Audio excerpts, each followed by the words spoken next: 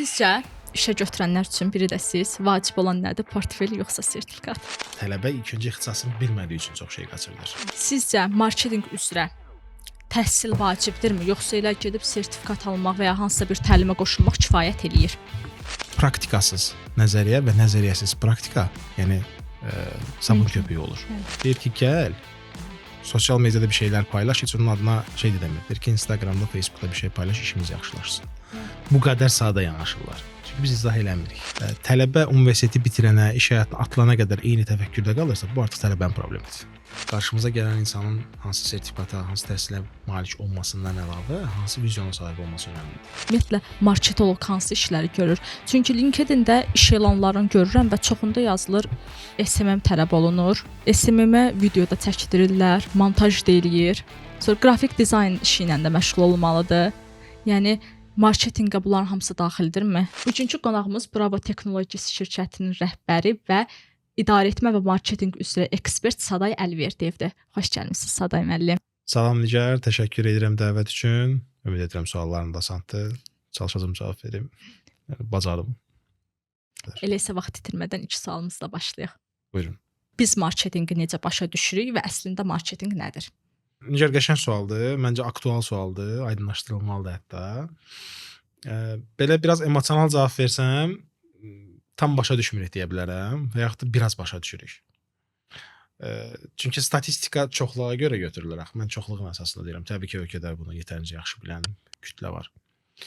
Ümumiyyətlə götürsək, marketinqin tərifi baxımından danışsaq, çoxdur tərifi. Amma məncə bunu belə ümumiləşdirə bilərik.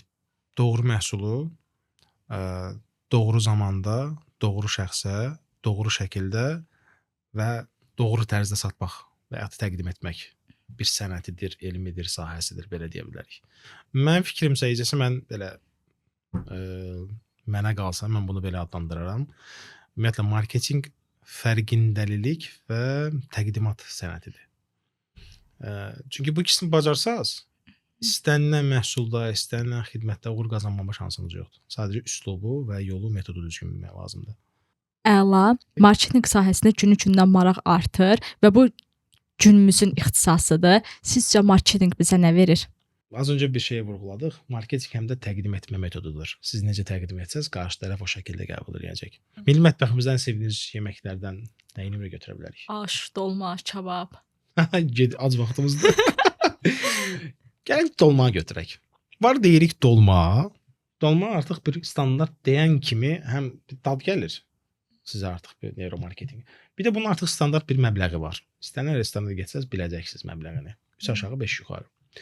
Bir də bunu fərqli təqdim etsək, desək ki, Bakı bağlarının münbit torpaqlarında təbii günəş şüaları altında yetişdirilən, əllə toplanmış, axşanı üzümünün yarpağından bükülən, geniş otlaqlarımızda təbii şəkildə qidalanan inəklərin ətindən, üstəlik 12 saat dincəldikdən sonra hazırlanmış əti, Səfalı Gədəbəyimizin bərəkətli torpağında yetişmiş aromatik şirin soğanından, sonra gözəl şəkimizin xüsusi nəmlik və minerallarla zəngin torpağında yetişmiş düyüsündən, Xəzər dənizinin sahillərində sink, maqneziumla zəngin, xüsusi metodla kristallardan əldə edilmiş, duzumuzun dadlandırdığı, Qafqaz dağlarının ətəklərində yetişən reyhanımız və digər ədviyyatlarımızın qarışığından hazırlanmış bir yemək desək, hansı daha premium oldu və hansı daha baha satılan bir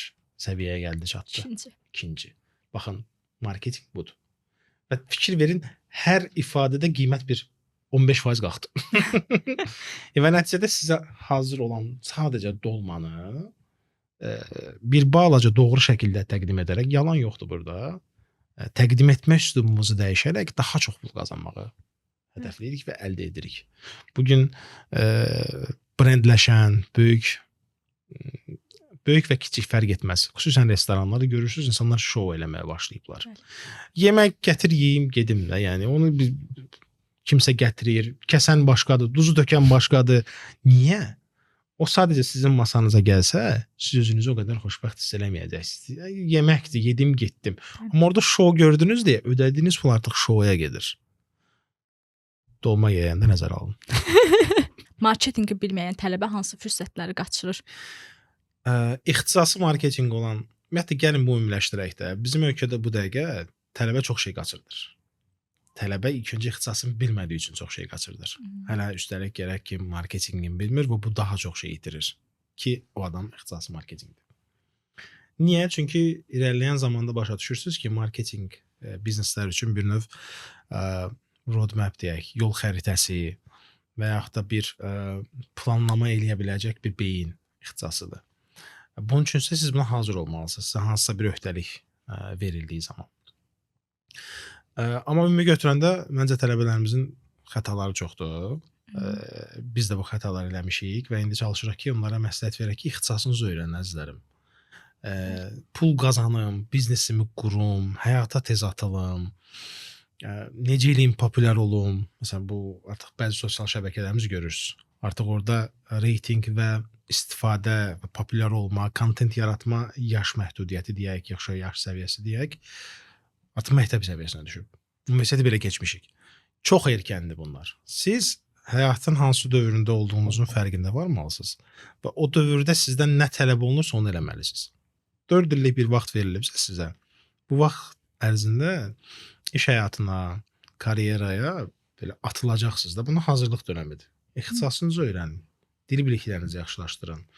Artıq bir növ müharibəyə hazırlaşırsınız da, necə ki, bir idmançı məntiqi ilə yarışa hazırlaşmadan yazış 10 dəqiqə, 5 dəqiqə və s. çəkə bilər, amma hazırlıq aylarla, illərlə çəkir. O 4 illik hazırlıq bütün həyatınız üçün bir növ təlim, necə deyək, dönəmidir. Buna hazır olmaq lazımdır. Boş verməliyik biz pafosu, əlavə pul qazanım, neyniyim, necə eləyim. İlk öncə, təbii ki, onlar da kimsə bacarığı varsa, əla, mükəmməl. Amma onlar əsas məqsədin yanında əlavə hədəflərdir, əlavə məqsədlərdir. Əsas məqsədiniz birinci bunları bilmək və hazır olmaqdır.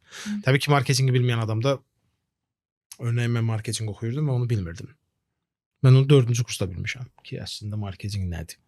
Qiymətləri məlaydı, oxuyurdum, dərsli kitabdı, baxıb gedirdim, amma bir də aşılayan tərəf də var da, mən aşılanmırdım, sadəcə oxuyurdum və gedib danışıb pul qiymətimi alırdım. Amma 4-cü kursun sonunda başa düşdüm ki, əslində bu bir artıq ixtisasdan əlavə bir həyat tərzi kimi bir şeydir. Bunu bilmədiyim zaman 3 ilimi itirmiş oluram və dediyim kimi mən iş həyatında artıq özümü inkişaf elətdirməyə başladım. Universitetdə oxumadığım şeyləri oxumağa başladım, əksiklərimi tamamlamaya başladım. Fərqində olsaydım, o 4 illik periodda bunlara hazırlaşardım. Misal. O 4 il qanundur. Siz zaten karyeraya başladığınızda itirdiyiniz o universitetdəki 4 il burada bərpələnməli olursunuz. Hazır deyilsinizsə. Bax, itirdiyiniz və fərqində olmadığınız məsələ illəriniz olur. Özü budur. Sizcə marketinq üzrə təhsil vacibdirmi, yoxsa elə gedib sertifikat almaq və ya hansısa bir təlimə qoşulmaq kifayət eləyir? Nigar əla sualdır. Ümumiyyətlə öyrənmə elə bir şeydir ki, dayanmamalı bir məsələdir və daim üzərində işləyib öyrənməliyik. Amma burada da yeni fərqləndirmək, əsas təhsil və sonraki təhsil. Kurslar, təlimlər, bunlar sürətləndirilmiş təhsil addımlarıdır deyək, formatlarıdır və burada daha çox praktiki bacarıqlar əldə edirsiniz və öyrəndiniz həmən tətbiq edirsiniz və yaxud da hansısa кейslər üzərindən, yaşamış təcrübələr üzərindən biliklərinizi artırırsınız. Bu siz necə bir şeydir? Siz nəsə bilməlisiniz ki, bunun əsasında biliklərinizi artıra biləsiniz. Mənim mövqeyim belədir əslində. Ona görə siz hansısa şəkildə təhsil almış olmalısınız. Bu təhsil özündə məsələn, əgər bizim ixtisasdan danışırıqsa marketingdən, burada menecment, iqtisadiyyat, psixologiya, analitika, bu qabiliyyətləriniz bu və ya digər şəkildə olmalıdır. Reallıq odur ki, universitetlər ixtisasınıza qədər müxtəlif humanitar, texniki fənlər də tədris edirlər və hamısından əmin olun ki, nəsə götürürsünüz. Və məcbur olaraq siz yeni, belə deyim, zəmininiz var və onun üzərinə hansısa təlimlərdə, praktikalarda, forumlarda nəsə öyrənə biləcək kapasitədə olursunuz, yəni bir qabiliyyətdə olursunuz. Ona görə də A və B ayıra bilərik. Universitetinizi oxuyun, universitetiniz yoxdursa belə, məsələn, ixtisasınız fərqli ola bilər. Atıram, mühasiblik bitirmisiniz, mühasibat şotunu bitirmisiniz və marketingə keçid etmək istəyirsiniz. Bu halda təbii ki, sizin əlinizdəki imkan nə olacaq? Öz üzərinizdə universitetin verməli olduğu hansısa bilikləri özünüz qazanmağa çalışacaqsınız. Əmin olun, praktikasız nəzəriyyə və nəzəriyyəsiz praktika, yəni sabun Mümkün. köpüyü olur. Bəli. Deyim. Balanslı olmalıdır. Balanslı olmalıdır və ahəngdə olmalıdır. Tələbələr və məzunlar marketinq deyəndə nə hesab başa düşür? Bu məsələ sadəcə onların öhdəliyində olan bir xəta deyil. Bu bizim bazarın yanlış səsləndirməsidir və ümumiyyətlə qlobal yanlış səslənmədir. Çox bəsit. Bizim elə ən yaxın ölkələrdən biri Türkiyədir. Hansı ki biz daha çox onlardan faydalanırıq reklam baxımından, marketinq baxımından, təlimlər baxımından. Onlarda hələ də pazarlama dediyimiz zaman qapı-qapı gəzib nəsə satan insan anlayışı var. Hətta bu məşhur ki var, görmüsünüz. Osman pazarlama çox bəsit. O əslində türk insanının təfəkküründəki marketinqin yerini göstərir. Təbii ki, orada da çox böyük holdinqlər var, artıq təlimlər var, anlayır. Amma biz anlamayan kütlə ilə ölçürük, bilməyən. Bax, bu yanlış anlaşılmalar yaradan bilməyən kütlədir. Bizim ölkədə də bilməyən kütlə çox olduğu üçün təbii ki, onu qınamıram. Bilə-bilə öyrənirlər, tələbələrdə də. Bunu ona görə ümumiləşdirə bilərik ki, bizim sayəmizdə əslində kim bizim qarşımıza çıxırsa onlara izah eləməliyik ki, marketinq nədir və nə deyildir. Marketinq misal, o bayaq dediyimiz qapı-qapı gəzərək nə isə təklif etmək marketinq deyil. Bir biznes modeli ola bilər, bir ünsiyyət modeli ola bilər, amma marketinq deyil. Orada marketinq bir tik ola bilər, yəni bir alət ola bilər istifadə ediniz, o ümumi deyil. Məsələn, satış, reklam, sadəcə sosial media, hansısa press relizin mətbuatda nə isə paylaşılması, bunların hamısı sadəcə marketinq deyil. Yəni insanlar marketinq dediyimiz zaman bugün əksər insan reklam bilir və bununla ölçür. Ya da satış, deyir ki, gəl sosial mediada bir şeylər paylaş, heç onun adına şey demir. Deyir ki, Instagramda, Facebookda bir şey paylaş, işimiz yaxşılaşsın. Bu qədər sadə yanaşırlar. Çünki biz izah eləmirik. Ona görə də mən tələbəni qınamıram. Tələbənin üstünlüyü odur ki, onun beyni var. Onun əlində resursu var. Oxuyaraq özünü yaxşılaşdıra bilər. Tələbə universiteti bitirənə, iş həyatına atılana qədər eyni təfəkkürdə qalırsa, bu artıq tələbənin problemidir. Özünü tanıtmaq istəyən tələbə və məzun ilk hansı addımdan başlamalıdır? Bunu tanıtmaq nə mənada deyirəm? Sosial mediada tanıtmaq mənasında deyirəm. Okey. Özünü tanıtmaq istəyən tələbə sosial mediada özünü necə tanıtmalıdır? Tamam. Bunu da belə eləyə bilərik. Çox maraqlı nüansdır bu. Məncə populistlik, məşhurlaşma sevdası o qədər bizim bəlamızdır, hətta xəstəliyimizdir bu dəqiqə. Hamı elə bilir ki, hər şey odur. Sən tələbəsən, get dərsi oxu, imtahanını ver, get həyata hazırlar. Sən bu dəqiqə sosial mediada bir şey paylaşmağa vaxtın var ki, kontent yaratmaq özü ciddi bir məsələdir. Vaxt sərf edir. Sənin yervə dərsivi kimi oxuyacaq dostum. Sabah sən mənim qarşıma gələndə, sən mənə Instagramı, TikTok səhifəvi göstərəndə, mən sənin beynin mənə maraqlı olacaq. Sual verəcəm, sualımın cavabını istəyəcəm səndən. Mən sənə hansı şəkildə etibar edib iş verə bilərəm? Mənə maraqlı budur. Məşhur olmaq dediyim, bu bizim bəlamızdır bu dəqiqə. Çünki hamı elə bilir ki, məşhur olduqdan sonra sənə uğur gəlir. Əslində uğur gəldikdən sonra məşhur olursan sən. Uğurun dalınca qaçmaq lazımdır, məşhurluğun dalınca yox. Biz bunu təəssüf ki, universitetlərdə bilmirəm bunu hansı şəkildə tədris edə bilərik ki, yoldaşlar, məsuliyyətlərinizin fərqində olun bugün üçün. Sən əgər 3-cü kursdasansa, atıram 1 il zamanın var. 1-ci kurs rahatdır, 3 il zamanı var. Və bu zaman çox sürətli keçir. 1-ci, 2-ci kursa əylənirsiniz, zaman keçirirsiniz, tələbə həyatı, gənclik, 3-4 artıq sizin təzyiq altında yaşama, hazırlaşma dönəminizdir. Hökmən universiteti bitirəndə ən azı 2 dilinizi bilməlisiniz. Birini ən az bilməlisiniz.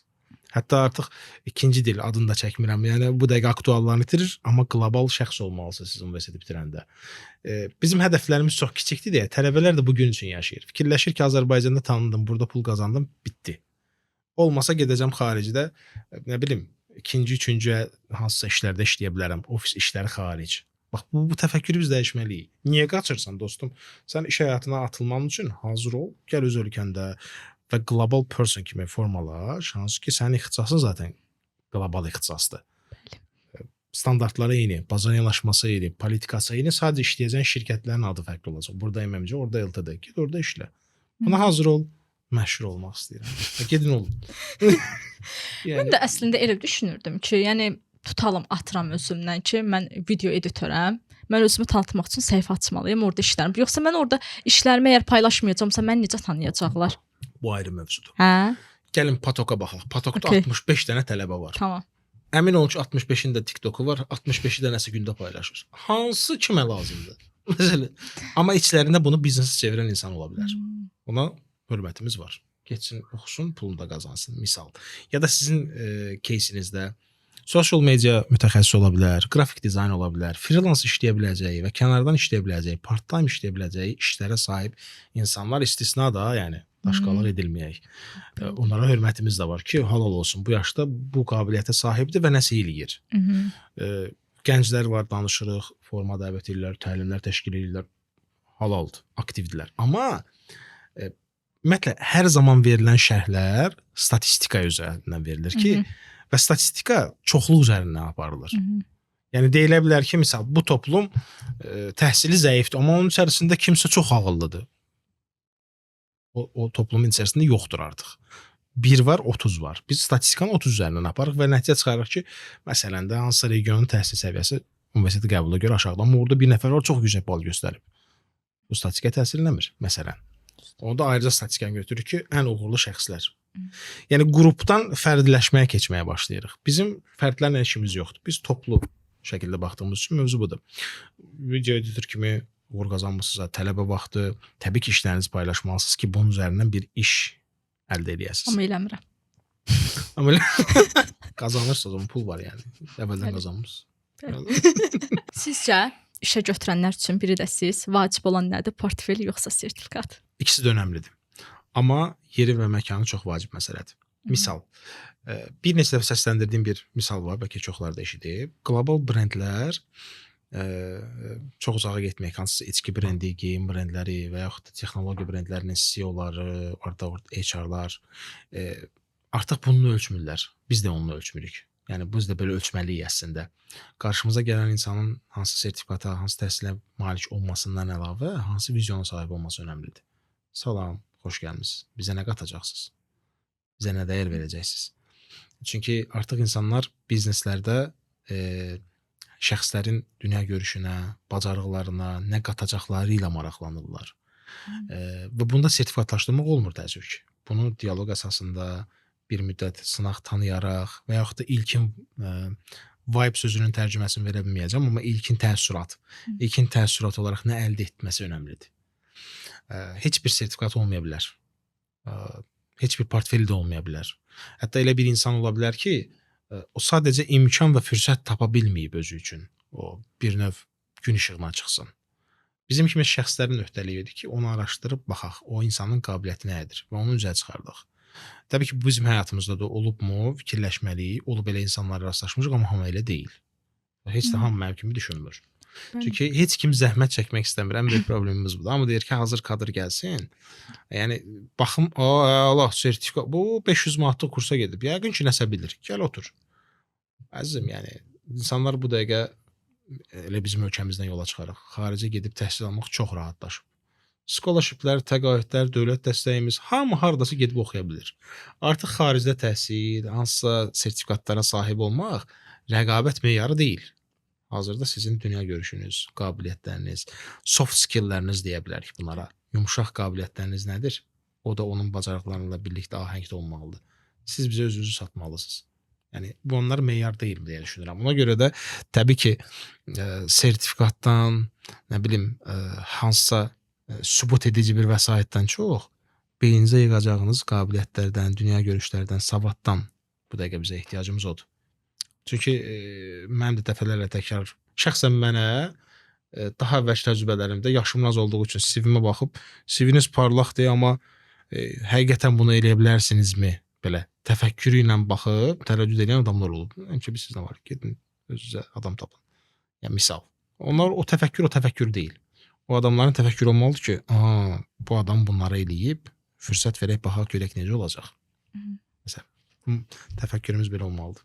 Azərbaycanda gənclərin faydalana biləcəyi yerli marketinq təlimləri və ya mentorluq təlimləri varmı? Var. Əvvəlki dövrlərlə müqayisədə daha çox var. Bu yaxşı göstərici əslində. Bu bir növ bazarın yaranmasıdır. Tələb və təklif bazarı. Demək odur ki, insanlar ehtiyacları var ki, bu qədər proqramlar var, təlimlər var, akademiyalar var. Təbii ki, hamısı dostlarımızdır, tanışlarımızdır. Əladır, dəstəkləyirik. Birini adını çəkib, birini çəkmək doğru olmaz, amma hal-hazırda ciddi təcrübəyə sahib, özgüvənə və bu riski alıb bunu eləyə bilən, uğur qazanan çox şəxs var. Düşünürəm ki, bugün browser üzərindən, internet üzərindən axtarıb dost tanışla referans ala biləcəyi, onsuz da maksimum 10 dənə şəxs və yaxud da akademiya olacaq. Hamısı uğurlu deyə düşünürəm. Yəni bizdən də soruşsa biz də onlar deyəcəyik. Yəni birini deyib birini deməmək üçün yaddan çıxar, ayıb olar. Siz təlim keçirsiniz, əvvəl keçirdiniz indi? Olur, keçirik. O da yenə dostlarımız sayəsində dəvət olunduğumuz gənclərlə və yaxud da hansısa qruplarda, zamanında universitetlər nəzdində bu şəkildə və yaxud da hansısa şirkətlər müraciət elədiyi zaman onların komandalarına ayrıca təlimlər deyirik. Mənim özümə maraqlı gələn, ümumiyyətlə marketoloq hansı işləri görür? Çünki LinkedIn-də iş elanlarını görürəm və çoxunda yazılır SMM tələb olunur. SMM-ə videoda çəkdirirlər, montaj deyilir. Sonra qrafik dizayn işi ilə də məşğul olmalıdır. Yəni marketinqə bunların hamısı daxildirmi? Maaş da 650 manat. Bunu da qeyd edim. Sağ ol. Maaş verirlər də yəni. Maaş verirlərsə sağ olsunlar. Ya vallahi. Yəni bazar anlayışı var. Təbii ki, bilirsiniz. Tələb, təklif və xidmət və ya məhsul. Üçü bazar yaradır. Və bazarlar çox müxtəlifdir də. Çünki orada alıcının alıcılıq qabiliyyəti, satıcının təklifi, məhsulun keyfiyyəti, bu üç komponent müəyyən bazar yaradır. Gəlin belə baxaq. Marketinq ixtisaslı şəxslərin və ya təklif olunan xidmətlərin bazarına baxaq. Elə bazar var ki, orada insan sadəcə bir xidməti deyir ki, mən sadəcə qrafik dizaynerəm. Mənim əmək haqqım net bu rəqəmdir. Bundan əlavə mən bir şey təklif etmirəm sizə. Bu işi çox yaxşı bilirəm, portfolyom da budur. Onu axtaran şirkətlər var. O axtaran şirkət bunu tapacaq, bu yoldaşını və onlar bir növ bir-birini tapacaqlar. Və bunun təbii ki, yoldaşın təklif elədiyi xidmət o keyfiyyətli olur. Üçü bir bazarı yaratdı.